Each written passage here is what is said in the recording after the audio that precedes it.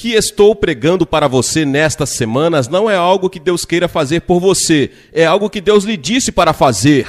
Ele lhe disse para você pegar a armadura e vesti-la. É seu trabalho fazer isso se você não quer ser derrotado na guerra. Se você for atingido em um local desprotegido porque está sem armadura, não é culpa de Deus. A armadura está ali esperando você colocá-la. Ele pediu para você fazer isso, é seu dever pessoal, é seu dever primário, é o seu dever e é o seu dever perpétuo vestir a armadura de Deus. Muitas pessoas hoje não acreditam mais no diabo ou na guerra espiritual. Eu vi todas as pesquisas como você e eles pensam isso é uma coisa muito antiquada para os cristãos modernos. Mesmo os intelectuais modernos nunca acreditariam em nada que fosse bizarro. Outros reconhecem vagamente a presença de uma luta, mas não pensam muito nisso. Quero dizer, sim, eles acham que isso é difícil de vez em quando para praticar o nosso cristianismo. Achamos difícil perdoar as pessoas, achamos difícil orar regularmente para resistir à tentação de aprender mais sobre a fé. Sim, é difícil, mas o que diz respeito a eles é isso. No entanto, a Bíblia, este livro que estudamos e que valorizamos, a Bíblia leva muito a sério Satanás e seus demônios, declarando que nossa batalha final é uma batalha espiritual e por esta razão nada será mais prático ou relevante para a sua vida do que os versículos que estudaremos nas próximas semanas. O que precisamos e o que nossa passagem fornece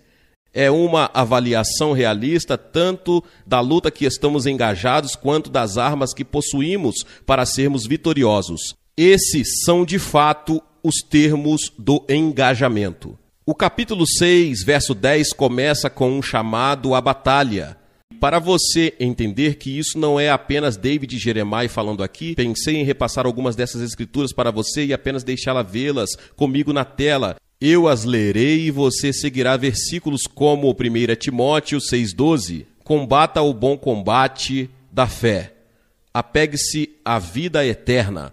2 Timóteo 2,3, portanto, você deve suportar as dificuldades como um bom soldado de Jesus Cristo. 2 Timóteo 2,4, ninguém envolvido na guerra se envolve nos negócios desta vida para agradar àquele que o alistou como soldado. 1 Coríntios 16,13, observe, permaneça firme na fé. Seja corajoso, seja forte. E 1 Timóteo 1,18, esta incumbência, eu confio a você, Timóteo, para que você possa travar o bom combate.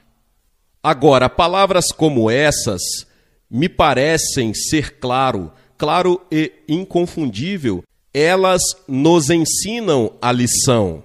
Se tivermos dispostos a recebê-la, essa lição é que o verdadeiro cristianismo é uma luta, um combate, uma batalha. O apóstolo Paulo começa esta sessão no livro de Efésios, como qualquer general de guerra começaria seu discurso.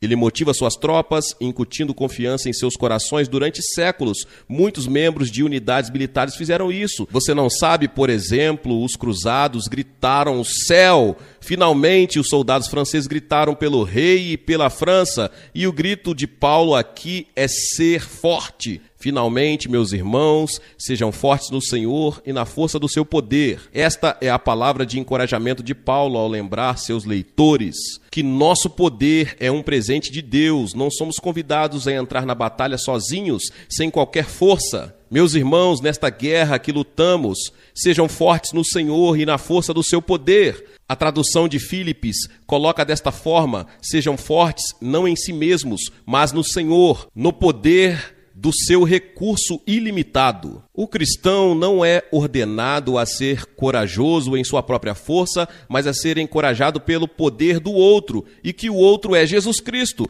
A força e o poder para a batalha é o presente do Senhor, e isso é um grande encorajamento para mim. Uma vez que você entende isso, se você estiver em uma batalha, a primeira coisa que virá à sua mente é que você não é capaz de lutar esta guerra. Esta é uma guerra difícil, e se tudo o que tivéssemos fosse a instrução para entrar entrar na batalha sem qualquer incentivo do Senhor, isso não aconteceria, não seria uma lição positiva. 2 Timóteo 1,7 nos diz que Deus não nos deu um espírito de medo, mas um espírito de poder. E Paulo usa a mesma frase grega traduzida como a força do seu poder no início do livro de Efésios. Somos informados que este poder é o poder que ele operou em Jesus quando o ressuscitou dos mortos e o sentou à sua direita nos lugares celestiais. Este poder é grande, nem mesmo a morte pôde vencê-lo. É o poder da ressurreição. Senhoras e senhores, quero dizer-lhes algumas coisas sobre esta guerra que estamos travando.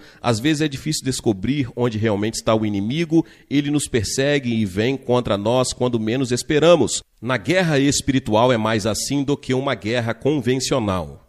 Mas eu não quero falar sobre isso sem antes te dizer que você nunca será chamado para lutar esta guerra com suas próprias forças. Você não precisa ter medo. Deus Todo-Poderoso prometeu que, como vocês são seus soldados, Ele o protegerá, Ele o manterá forte e no final você será vitorioso. Não apenas o poder é do Senhor, mas nesta passagem também aprendemos que há uma armadura que devemos vestir. Vista toda a armadura de Deus, diz a Escritura. A armadura é a armadura de Deus e a que devemos usar é a armadura que o próprio Deus usou nas batalhas vitoriosas. Lembro-me de que há alguns anos estávamos tendo um debate em nossa comunidade sobre se os cristãos deveriam ou não se envolver na guerra, e você conhece alguns dos nossos amigos, acredito que a guerra é ímpia e que você nunca deveria se envolver na guerra. E me pediram para apresentar as escrituras que ensinam que, às vezes, a guerra, embora não seja algo que queremos, às vezes é necessária. E uma das maiores evidências disso, e para todos vocês, soldados e fuzileiros navais, e para todos nós, é o fato de que o próprio Deus foi um guerreiro. Na verdade, na Bíblia, temos muitos lugares onde isso nos é ensinado. Isaías 11 diz: "Mas com justiça ele julgará os pobres e decidirá com equidade pelos mansos da terra. Ele golpeará a terra com a vara de sua boca e com o sopro de seus lábios ele matará os ímpios. A justiça será o cinto de seus lombos e a fidelidade o cinto de sua cintura." Parece familiar, não é? É como um precursor de que estudaremos no livro de Efésios mais tarde. Em Isaías, no capítulo 59, lemos: "Pois ele vestiu a justiça como uma couraça e um capacete da salvação em sua cabeça. Ele vestiu as vestes da vingança como vestimenta e foi vestido com zelo como um manto."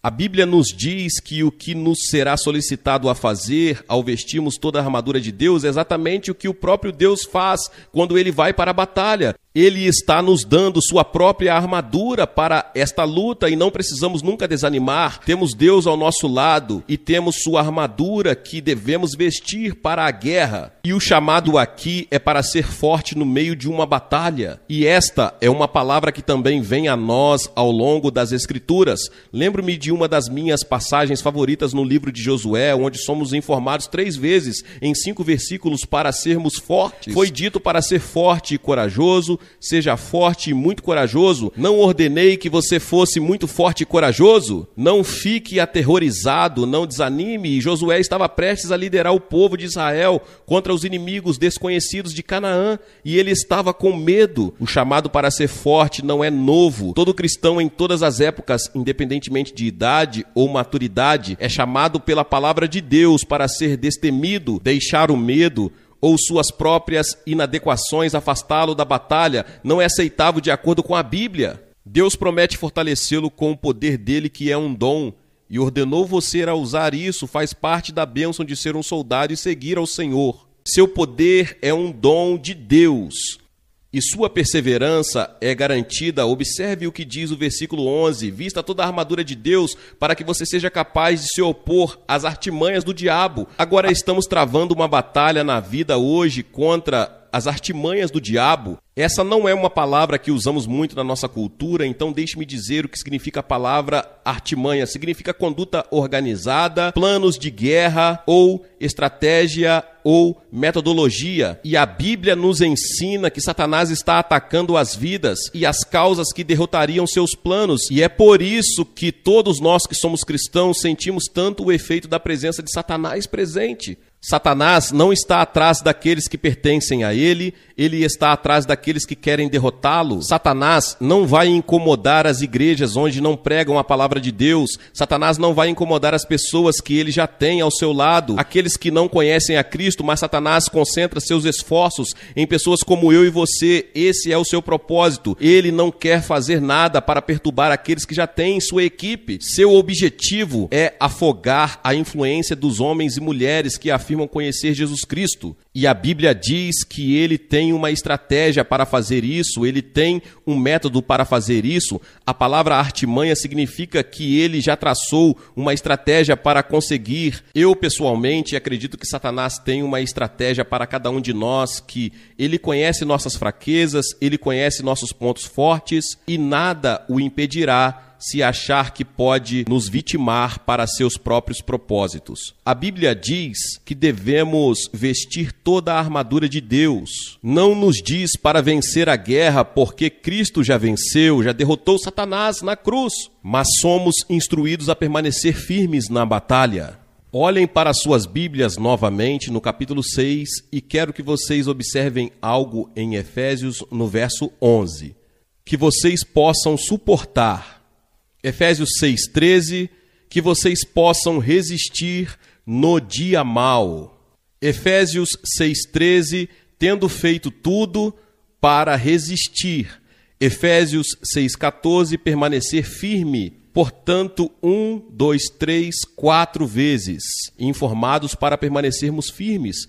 Paulo deseja que os cristãos sejam fortes, estáveis e robustos. Portanto, mesmo que o inimigo seja uma perspectiva assustadora, este parágrafo deveria não nos dar uma atitude de medo. Toda a passagem é preenchida com um espírito de confiança e esperança, pois o leitor não fica com um sentimento de desespero, mas com a sensação de que Satanás pode ser derrotado agora. Uma das coisas contra as quais algumas pessoas lutam quando leem uma passagem como esta, diz que não deveriam estar lutando contra Satanás. Se não deveríamos levar a luta até ele, o resultado final é que Cristo já venceu aquela batalha. Essa batalha já foi vencida, mas Satanás está tentando desencorajar todos nós e Deus não nos chamou para ir e fazer guerra com Satanás. Embora tenhamos que ter os armamentos para fazer isso, e como veremos daqui a pouco, a maioria dos armamentos são para um propósito defensivo, apenas a oração e a palavra é usado de forma ofensiva, mas toda essa questão de permanecer firme, isso é uma coisa difícil, não é? Fique firme, finque os calcanhares, seja a pessoa que Deus quer que você seja. Você diz, pastor Jeremias, como podemos dar terreno ao inimigo? Eu não acho preciso explicar isso, mas deixe-me apenas mencionar isso a você.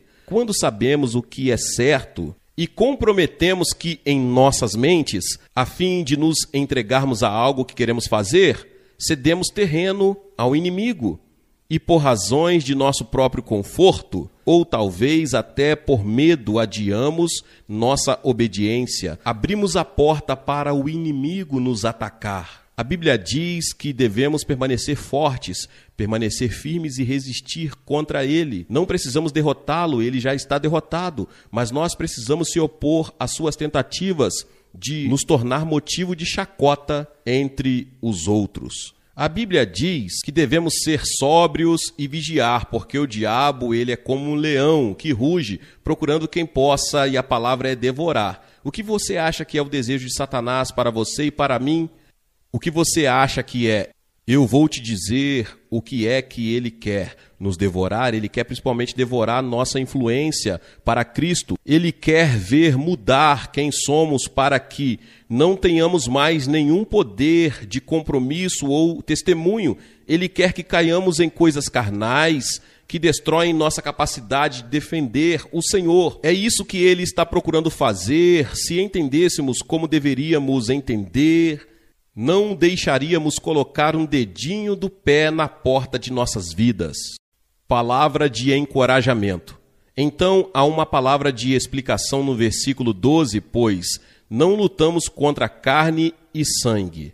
A Bíblia diz que estamos em uma guerra, mas observe que o texto diz que estamos lutando. Lutamos não contra carne e sangue, mas pelo contrário, nós lutamos com o inimigo. Não diz que lutamos boxe, não diz que jogamos bola com ele, diz que lutamos O termo é de grande intensidade, ele retrata um homem segurando outro homem, pressionando com força, esticando todos os músculos para imobilizá-lo até o chão. Ele está usando toda a energia para resistir, e para o Filho de Deus é o esforço de todos os músculos morais, os testes de todos os pecados espirituais. Não somos chamados a um momento de relaxamento no sol de verão. Somos chamados a uma luta sombria com forças invisíveis, e a luta é real. A imagem que Paulo pinta é intrigante. Os lutadores usam muita pouca armadura, apenas um macacão fino e justo, e ainda assim o cristão é descrito como alguém que luta usando a armadura completa contra um inimigo que já foi desarmado e derrotado. Colossenses 2,15 diz que, tendo desarmado principados e potestades, Cristo fez um espetáculo público deles, triunfando sobre eles na cruz. Note cuidadosamente como Paulo descreve este contra quem estamos lutando. Nossos inimigos não são pessoas que você pode pensar que são, mas eles não são. A Bíblia diz que não lutamos contra o resto de uma classe de carne e osso. Nossos inimigos não são pessoas, você diz, pastor, eu poderia recompor a vida cristã se não fossem 4 ou 5 pessoas que estão no meu caminho. Mas esses não são seus inimigos. Não lutamos contra a carne e o sangue. Devemos ver além das pessoas. Satanás pode usar as pessoas para nos perseguir, para mentir para nós, para nos enganar, nos machucar, e às vezes até usa seu povo para nos matar. Mas nosso verdadeiro inimigo espreita na sombra do mundo invisível, movendo as pessoas como peões em um tabuleiro de xadrez. Enquanto virmos as pessoas como inimigas e lutarmos contra elas, gastaremos nossas forças em vão. Não teremos mais nada para a guerra real. E então há uma luta cósmica que é declarada no versículo 12. Lutamos não contra a carne e o sangue, mas contra os principados e potestades, contra os governantes das trevas desta era. O grande ministro galês, Dr. David Martyn Lloyd Jones, escreveu: o grande problema com o mundo hoje, com a infeliz igreja, é que eles sabem tão pouco sobre o diabo e seus principados e poderes. Muitos ensinos sobre santidade e santificação nunca mencionam o diabo, e esses poderes são considerados apenas como algo confinado para todos nós. Aqui aprendemos sobre nossos inimigos mais verdadeiros, e a causa última da nossa situação mundial aqui é uma apresentação do domínio de Satanás. As forças do mal neste mundo são lideradas por Satanás. Ele é possuidor de um poder que nós, pobres mortais, não poderemos entender. Está claro nas Escrituras que ele está no controle e comanda um grande exército de anjos caídos. Nesta força do mal que é descrita aqui em Efésios, somos informados de que seu esforço, seu exército é organizado. Há uma hierarquia no domínio de Satanás. Os principados, na língua grega, significa o primeiro ou os oficiais chefes. O poder aqui mencionado tem a ver com os oficiais do Estado-Maior. Os governantes são comandantes de divisão com a base. É a hoste espiritual da maldade. Em outras palavras, há um esforço organizado de Satanás para fazer seu trabalho neste mundo. Ele mapeou este mundo e o organizou, e nós fazemos parte de seu plano organizado. Caímos em seu mapa em algum lugar. Tenho que acreditar nisso porque temos escolas cristãs e rádio e televisão que alcançam todos em todo o mundo. Ocasionalmente recebemos atenção extra dele. O ponto de Paulo aqui é que a vida cristã como um todo é uma profunda guerra espiritual de proporções cósmicas, na qual a oposição final ao avanço do evangelho e da integridade moral brota dos poderes sobrenaturais do mal, sob o controle do Deus deste século. Estamos nesta batalha, eu estou nesta batalha, e durante esta série vamos falar sobre como nos preparamos para podermos resistir. Vamos falar sobre cada um dos implementos desta armadura e o que significa para nós. Esta é a cobertura na batalha do versículo 13 ao 18. A palavra de Deus nos diz que esta guerra é aquela para a qual podemos nos preparar. Esta guerra não é aquela que temos que entrar desprotegidos, e é por isso que esta série de mensagens é tão importante, que pode nos ajudar se ouvirmos com atenção e aplicarmos estas verdades, pode nos ajudar a entrar em um ambiente hostil e fazer a guerra por Deus e não sermos todos derrotados. Há tempos o nosso comandante e chefe já venceu a guerra e ele quer que obtemos a vitória todos os dias e vivermos. Mas você não pode vencer a menos que esteja bem armado. Você não pode vencer a menos que sinta as provisões que estão diante de você, e é por isso que Paulo disse aos Efésios que levem para vocês toda a armadura de Deus. Homens e mulheres, quero que vocês entendam que ele não nos disse que se orássemos corretamente, Deus nos daria isso. Ele não disse que deveríamos olhar ao redor e ver se poderíamos encontrá-la ou talvez pudéssemos comprá-la. Em algum lugar ele disse que é responsabilidade pessoal do cristão se apropriar da armadura de Deus em sua própria vida. O que estou pregando para você nestas semanas não é algo que Deus queira fazer por você, é algo que Deus lhe disse para fazer. Ele lhe disse para você pegar a armadura e vesti-la. É seu trabalho fazer isso se você não quer ser derrotado na guerra. Se você for atingido em um local desprotegido porque está sem armadura, não é culpa de Deus. A armadura está ali esperando você colocá-la. Ele pediu para você fazer isso. É seu dever pessoal, é seu dever primário, é o seu dever e é o seu dever perpétuo vestir a armadura de Deus. Nosso comandante supremo generosamente nos equipa com o cinto da verdade, a couraça da justiça, o evangelho da paz, o escudo da fé, o capacete da salvação, a espada do Espírito, mas cabe a nós vesti-los para apropriar-se deles. Efésios 6,13 diz, portanto, vista toda a armadura de Deus, para que você possa resistir e no dia mau, tendo feito tudo, permanecer inabaláveis. Então, nas próximas semanas, vamos falar sobre como você veste a armadura de Deus. Meu amigo Warren escreve em um de seus livros sobre como todas as manhãs, quando sai da cama, a primeira coisa que faz é vestir a armadura de Deus. E nos conta como fazer isso. É uma história realmente impactante. Antes de nós terminarmos esta série, espero que possamos entender como fazer isso, porque digo a vocês, amigos, não sei como é com vocês, mas a batalha está esquentando e os desafios estão ficando maiores e o tempo de teste está aqui. E se você não estiver preparado ao virar da esquina, e se não estivermos preparados, não é culpa do nosso comandante-chefe, ele nos deu tudo o que precisamos neste manual para lutar vitoriosamente. E essa é a alegria de tudo isso, que estamos nesta batalha, mas não temos dúvidas de como isso vai acabar. E como dissemos hoje, precisamos ser o que já somos mais que vencedores. Precisamos começar a agir assim. O diabo não tem direito sobre nós, ou sobre mim, para qualquer outro povo de Deus. Somos o povo de Deus. Ele não tem nenhum direito sobre nós, a menos que demos isso a ele. E a maneira de evitar que isso aconteça é vestirmos toda a armadura de Deus para que possamos ser capazes de resistir ao maligno e ter feito tudo e permanecer inabaláveis.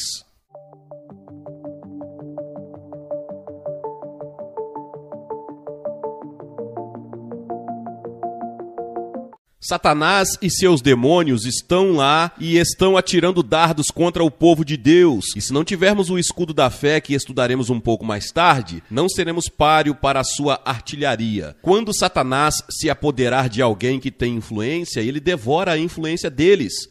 Ele devora a mensagem deles, ele quer nos devorar, ele quer tirar a eficácia de que temos. Ele é como um leão que ruge, procurando quem possa devorar. Você sabe que é sempre bom saber tudo antes de lutar uma guerra, algo sobre o seu inimigo e contra quem você está lutando. No reino espiritual, nunca poderia ser mais verdadeiro. Muitos cristãos não levam nosso inimigo a sério porque não sabem o suficiente sobre ele para levá-lo a sério. Os incógnitos de Satanás são muito espertos. Ele se esconde nos lugares mais inacreditáveis. Ele se esconde na religião, um de seus esconderijos favoritos. Ele se esconde atrás do intelectualismo, ele se esconde na poesia e na arte, muitas vezes na música, ele se esconde na psicologia e na compreensão humana. Na verdade, a Bíblia diz que o mundo inteiro jaz no maligno. Marque isso, homens e mulheres. Satanás não é um homem abaixo amontoando brasas em uma fornalha eterna. Satanás é extremamente sagaz. Você sabe disso. Lembre-se no livro de Jó, quando ele estava respondendo a Deus sobre onde estava. Deus disse, de onde você vem, Satanás? Ele disse, de vir e rodear e andar sobre a terra, trabalhando. Jó 2:2. Que imagem! Satanás viajando por toda a terra fazendo suas coisas. Agora, se você olhar para suas Bíblias em Efésios 6, você descobrirá uma palavra no versículo 12 que está listada 5 vezes. 5 vezes essa palavra aparece. Vou ler o versículo e você entenderá rapidamente. Pois não estamos lutando contra carne e sangue, mas contra principados, contra potestades, contra os governantes das trevas desta era, contra hostes espirituais da maldade nos lugares celestiais. Eu não sei o que você entende da palavra contra, mas deixe-me dizer o que significa. Que estamos em uma batalha e é contra alguém que estamos lutando. Alguém está contra nós. E isso parece um tanto estranho para a maioria das pessoas hoje, especialmente para aqueles que adotaram uma atitude bastante passiva em relação à vida cristã. Eugene Peterson garante que estamos cientes da natureza séria desta batalha na paráfrase deste versículo. Ele parafraseia assim: esta não é uma competição atlética vespertina da qual nos afastaremos e esqueceremos em algumas horas. Isto é para manter uma luta de vida ou morte até o fim contra o diabo e todos os seus anjos. A instrução de Paulo aos Efésios no versículo 10 é dirigida aos irmãos. Finalmente, ele disse: meus irmãos, sejam fortes. Por quê? Para que vocês possam entrar nesta batalha e lutar contra o inimigo que está contra vocês. Observem, homens e mulheres, isso não é uma luta para os apóstolos. Isso não é uma luta para os pastores. Não é uma luta para os diáconos ou para os líderes, é uma luta para os irmãos e para as irmãs. Todos nós juntos, os irmãos e irmãs, os limites foram traçados. É o Senhor e os irmãos contra Satanás e os seus demônios. E em Efésios capítulo 6, Paulo identifica nosso inimigo como o diabo. No versículo 11, e se você olhar abaixo no versículo 16, ele dá outro nome, ele o chama de o maligno. O versículo 11 diz que você pode ser capaz de resistir aos esquemas do diabo. E o versículo 16 diz que você será capaz de apagar todos os dados inflamados do maligno. Estamos lutando contra o inimigo de nossas almas, o diabo e suas estratégias. E aqui estão algumas coisas que precisamos saber sobre ele para que possamos ter alguma chance de ser vitoriosos nesta batalha. Vamos falar por um momento sobre a personalidade do diabo. Seu nome original era Lúcifer, que significa brilhar, uma estrela da manhã, ou filho da manhã. Em Isaías capítulo 14, 12, que colocaremos na tela, lemos essas palavras: como você caiu do céu, ó Lúcifer, filho da manhã. Ezequiel descreve Satanás antes de sua queda como um anjo santo, sábio e belo. Ouça essas palavras de Ezequiel 28. Você era o selo da perfeição, cheio de sabedoria e perfeito em beleza. Você era o querubim ungido que cobre. Eu estabeleci você, você estava na montanha sagrada de Deus, você andou de um lado para o outro no meio das pedras afogueadas. Você era perfeito em seus caminhos desde o dia que foi criado, até que a iniquidade foi encontrada em você. Então, o que aconteceu? Como Satanás deixou de ser Lúcifer, o filho da manhã, e se tornou Satanás o inimigo de Deus e do povo de Deus? Mais uma vez, Isaías, o profeta, nos conta a história em Isaías 14, os versículos 12 ao 14. Como você foi derrubado, você que enfraqueceu as nações, pois você disse em seu coração: eu subirei ao céu, exaltarei meu trono acima das estrelas de Deus, também me sentarei no monte da congregação, no mais distantes do norte. Subirei acima da altura das nuvens, serei como o Altíssimo. Quando essas palavras saíram da boca de Lúcifer, ele foi expulso do céu, lançado como um profano da montanha de Deus e levado para baixo à terra e finalmente levado ao inferno. Acredito que Deus deu aos seus anjos o tipo de livre-arbítrio que ele nos deu. Eles adoram diante de seu trono até hoje porque escolheram fazê-lo. Mas Satanás, em seu próprio coração, determinou que ele faria, elevasse no orgulho. E o primeiro pecado já cometido no universo foi o pecado do orgulho. A personalidade de Satanás, de onde ele veio, como ele se tornou Satanás. Agora vamos falar por um momento sobre sua posição. A Bíblia nos dá 3 nomes que descrevem a posição de Satanás. Esses 3 nomes nos ajudarão a entender seu papel no universo. Primeiro de tudo, ele é um príncipe. 3 vezes a Bíblia chama Satanás de príncipe deste mundo. João 12:31, agora é a hora do julgamento deste mundo, agora o príncipe deste mundo será expulso. João 14:30, não falarei com vocês por muito tempo, pois o príncipe deste mundo está vindo. E João 16:11, o príncipe deste mundo agora está condenado. Ele também é chamado, como muitos de vocês sabem, o príncipe do poder do ar. Efésios 2:2 diz, o príncipe das potestades do ar, o espírito que agora trabalha nos filhos da desobediência. Agora ouça como o príncipe do mundo, ele está no comando dos homens maus, como o príncipe das potestades do ar, ele está no comando dos espíritos malignos. Ele é o espírito governante sobre os filhos da desobediência. Ele é o arquiteto do mal neste mundo em que vivemos. Ele é um príncipe. A Bíblia também diz que ele não somente é governante, mas ele é um príncipe. A Bíblia diz que ele é o poder por trás do sistema mundial. 1 João 5,19 diz que o mundo inteiro jaz no maligno. O sistema deste mundo é caracterizado pela ganância, ambição egoísta, desejo de poder, que ele domina, intriga e ódio, mentiras e agressão, rivalidade, brutalidade. Satanás é o pai de tudo isso. Satanás reina sobre seu próprio reino. Você sabia que Satanás tem seu próprio reino? Mateus 12:26 diz que se Satanás expulsa Satanás, ele está dividido contra si mesmo. Como então seu reino subsistirá? Satanás governará seus anjos. Mateus 25:41, um fogo eterno preparado para o diabo e os seus anjos. Satanás tem uma hierarquia, ele tem uma equipe de anjos que estão com ele. Há muitos teólogos que acreditam que quando Satanás se rebelou, 1/3 dos anjos no céu se rebelaram com ele e vieram a esta terra e agora compõem seu exército de rebelião contra Deus.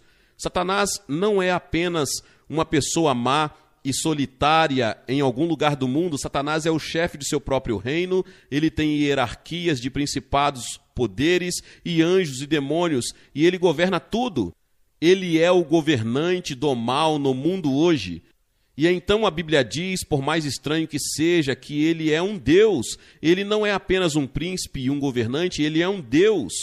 2 Coríntios 4:4 diz desta forma, cujas mentes o Deus desta era cegou. Quem é o Deus desta era? É Satanás. Satanás é um religioso, ele é o fundador e presidente de sua própria religião. Você sabia disso? E é claro que sabemos que existem pessoas hoje, descaradamente, nem se importa que alguém saiba que eles estão lá. Mas Satanás sempre teve uma religião. Ouça o que a Bíblia diz sobre a religião de Satanás. Ele tem sua própria igreja. Apocalipse 2:9 e capítulo 3:9 diz que Satanás tem sua própria igreja. Ele tem seu próprio evangelho. Gálatas 1:8, estudamos isso há muito tempo atrás.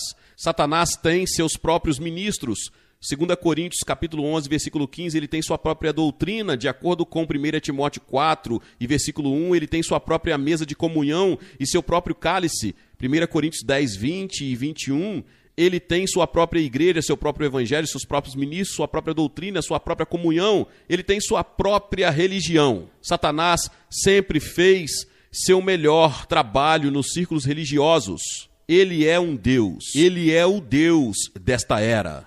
A personalidade de Satanás e sua posição. Agora vamos falar sobre o seu poder, quão poderoso é Satanás.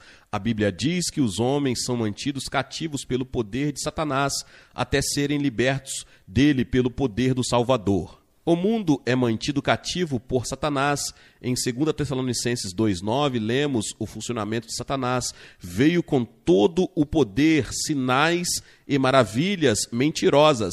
Embora nunca devamos subestimar o poder de Satanás, Também não podemos cometer o erro oposto de acreditar que Satanás é tão poderoso ou igualmente poderoso que o Deus Todo-Poderoso.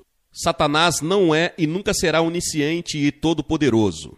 Não pense, bem, eu tenho Deus aqui e Ele é o Todo-Poderoso para o bem, e eu tenho Satanás aqui e Ele é o Todo-Poderoso para o mal. Isso não é verdade. Satanás não é páreo para Deus. Maior é aquele que está em você do que aquele que está no mundo. Deus que vive em você do que Satanás que vive no mundo. Então, embora seja verdade, precisamos ser respeitosos e precisamos aprender. E não precisamos ser frívolos sobre o poder de Satanás. Precisamos ter cuidado de que não vamos ao outro extremo e dizemos, ó Deus, o que eu vou fazer? Satanás está atrás de mim, você entende?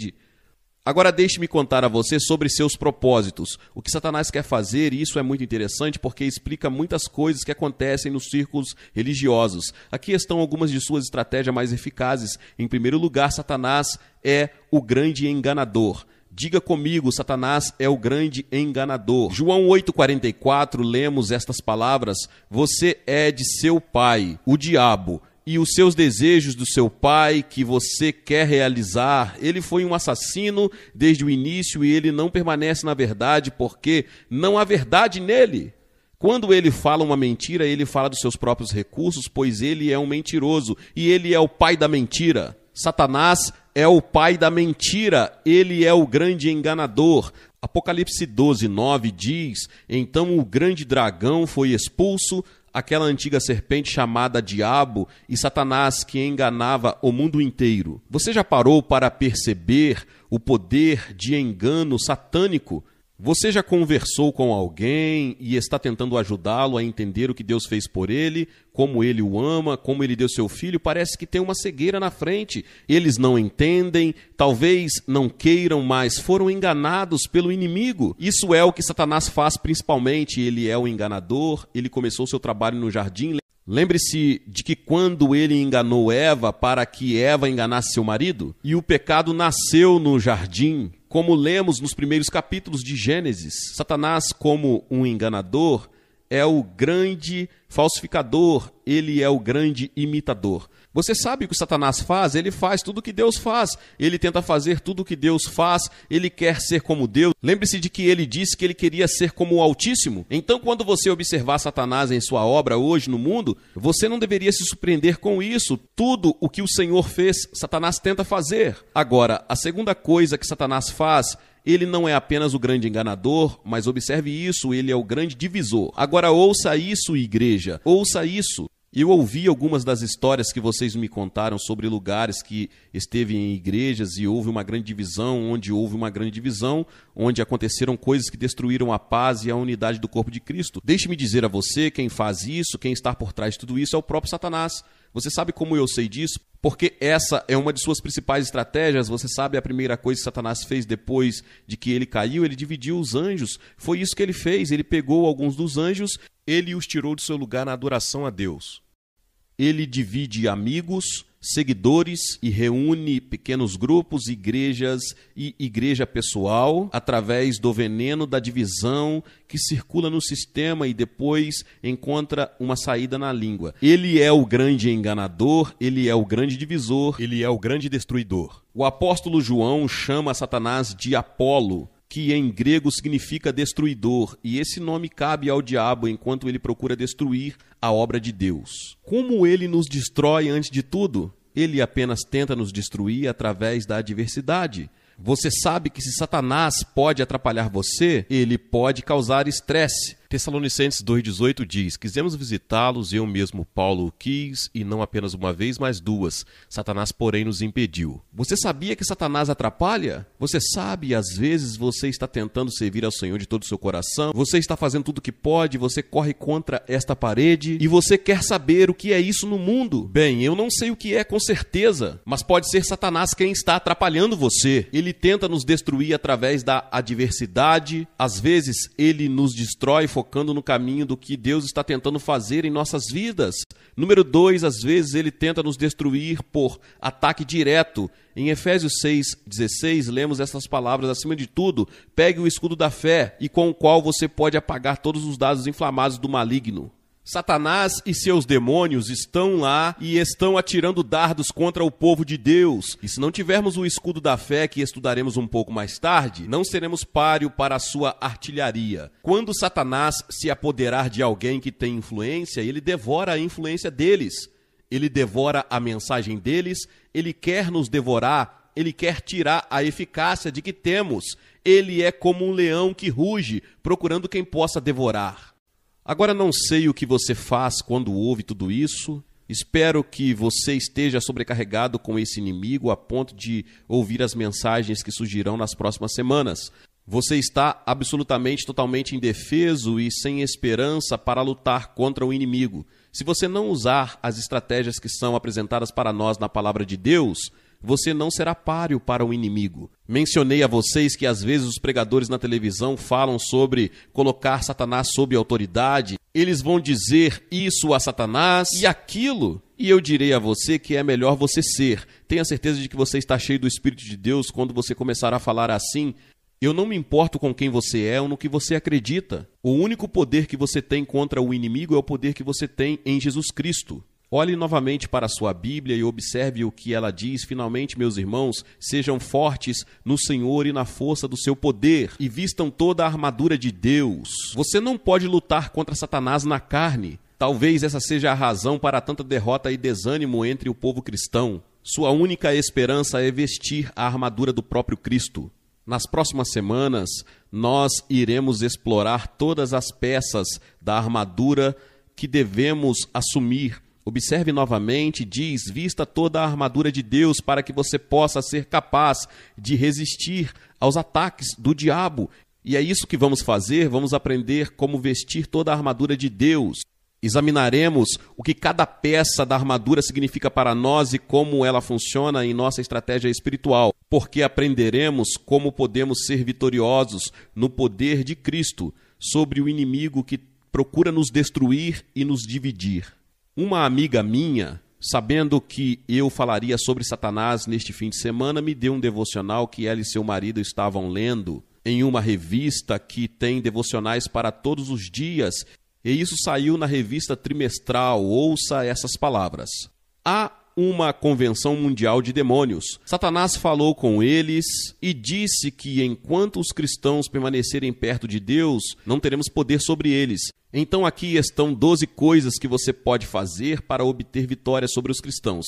Agora ele está falando com seus demônios, não sabemos se isso realmente aconteceu, mas provavelmente é muito semelhante ao que acontece. Aqui está o que ele disse, aqui estão 12 coisas que ele disse para fazer se você quiser obter vitória sobre os cristãos e puxá-los para as estratégias que são de natureza satânica. Número 1, mantê-los ocupados com coisas não essenciais. Número 2, tentá-los a gastar mais e contrair dívidas. Número 3, fazê-los trabalhar muitas horas para se manterem vazios em seu estilo de vida. Número 4, desencorajá-los de passar tempo com a família, pois quando os lares se desintegram, não há refúgio no trabalho. Número 5, estimulam demais suas mentes com televisão e computadores para que não possam ouvir Deus falando com eles. Número 6, encham suas mesas de centro e suas mesinhas de cabeceira com jornais e revistas para que não tenham tempo para ler a Bíblia. Número 7, com varredura de promoções, de apostas, esquemas de enriquecimento rápido para os manter perseguindo coisas materiais. Número 8, coloque modelos glamurosos na televisão e na capa de revista para mantê-los focados na aparência externa. Dessa forma, eles ficarão insatisfeitos consigo mesmo e insatisfeitos com seus companheiros. Número 9, certifique-se de que os casais estejam exaustos demais para a intimidade física. Eles ficarão tentados a procurar outra pessoa. Número 10, enfatize o Papai Noel e o Coelhinho da Páscoa. Dessa forma, você os desviará do verdadeiro significado dos feriados. Número 11, envolva-os em boas causas para que não tenham tempo para coisas eternas. Número 12, os tornem autossuficientes, mantenham-os ocupados trabalhando com suas próprias forças para que eles nunca conheçam a alegria do poder de Deus trabalhando através deles. Faça essas 12 coisas. Finalmente, eu prometo, disse Satanás aos seus demônios, vai funcionar. Você imaginou e descubra a diferença entre estar ocupado e ser bem-sucedido naquilo que Deus o chamou para fazer. Às vezes, estar ocupado, mas significa apenas estar sob o jugo de Satanás. mais ocupado, mas você sabe que se levássemos a sério aquelas 12 coisas que o inimigo disse para seus demônios, faríamos muito bem a nós mesmos e percorreríamos um longo caminho para tornar difícil para o inimigo se firmar em nossas vidas.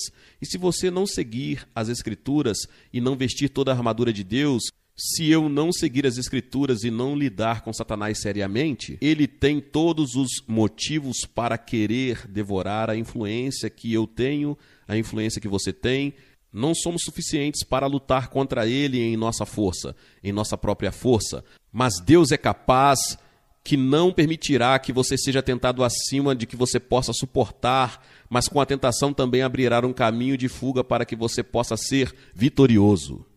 Glória a Deus, louvado seja o nome do Senhor, que palavra poderosa.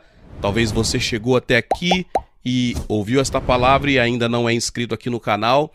Se inscreva aqui no canal e ative o sininho das notificações.